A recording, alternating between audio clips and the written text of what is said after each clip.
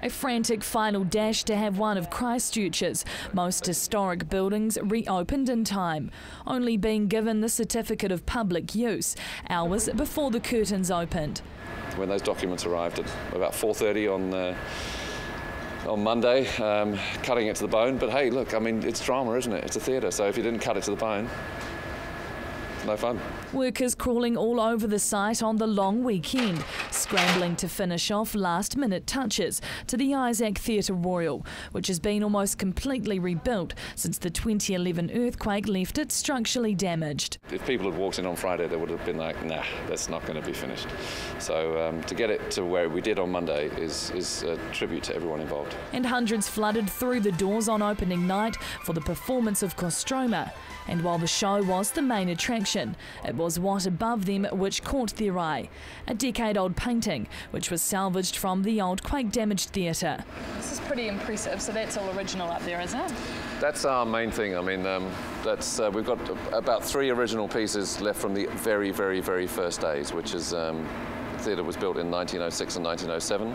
So the dome, obviously, the canvas painting was hand-painted in 1907, and it was on a plaster sort of dome situation. We've changed that and significantly upgraded it. It's now got carbon fibre behind it, so if anything happens again to any part of the dome, we can unbolt segments of it now and take it down and restore those segments. Being an original piece of the theatre for more than a decade, it was around in the days when audiences were allowed to smoke inside.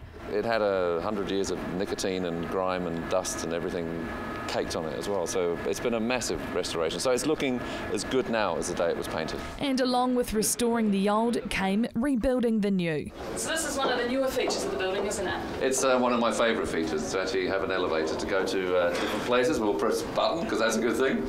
So it gets people to every level. Before it just used to be a staircase, and that was the toughest thing, but you can see yourself go through the different levels, and then we arrive at my favourite new bit of the theatre.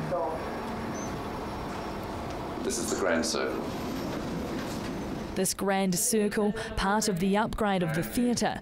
These cheap seats are now becoming some of the best in the house. It's a whole new space, so it means that the people in the top level have as good as experience as the other levels of the theatre, and it should be that way. It should be an enjoyment to come here, not a trudge to get to the top.